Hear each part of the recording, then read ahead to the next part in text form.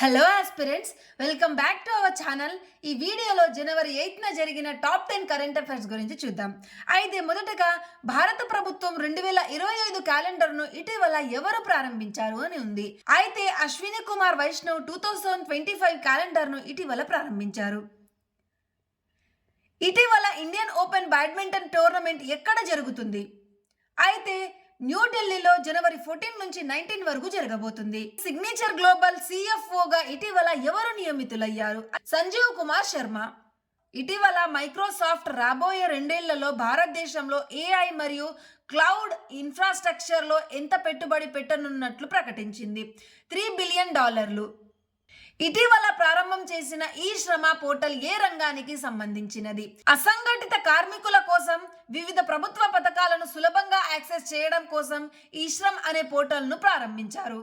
ఇటీవల ఎవరి స్థానంలో భారత అంతరిక్ష పరిశోధన సంస్థ కొత్త చైర్మన్ గా వి నారాయణ్ నియమితులయ్యారు? ఆన్సర్ వచ్చేసి ఎస్ సోమనాథ్ ప్లేస్ లో వి నారాయణ్ నియమితులయ్యారు. ఇటీవల ఆశీష్ నైతాని ఏ హైకోర్టు న్యాయమూర్తిగా నియమితులయ్యారు? ఉత్తరాఖండ్ హైకోర్టు న్యాయమూర్తిగా ఆశీష్ నైతాని నియమితులయ్యారు.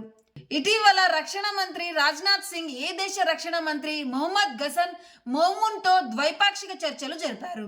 ఆన్సర్ వచ్చేసి మాల్దీవులు. రోడ్డు ప్రమాద బాధితులకు నగదు రహిత చికిత్స పథకాన్ని ఇటీవల ఎవరు ప్రారంభించారు? ఆన్సర్ వచ్చేసి నితిన్ గడ్కరీ. గ్రేటర్ నోయిడాలో ఇండస్ ఫుడ్ 2025 యొక్క 8వ ఎడిషన్ను ఎవరు ప్రారంభించారు?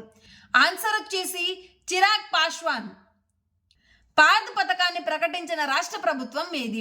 మధ్యప్రదేశ్. పాద్ పథకాన్ని మధ్యప్రదేశ్ ప్రకటించింది. ఫ్రెండ్స్, కరెంట్ అఫైర్స్ మీద ఇలా డైలీ వీడియోస్ పోస్ట్ చేస్తుంటాను. మీకు వీడియో నచ్చితే వీడియోని లైక్ చేసి ఇలాంటి ఇన్ఫర్మేటివ్ వీడియోస్ కోసం మన ఛానల్ని సబ్స్క్రైబ్ చేసుకోండి. మీ ప్రిపరేషన్కి యూజ్ అవుతుంది.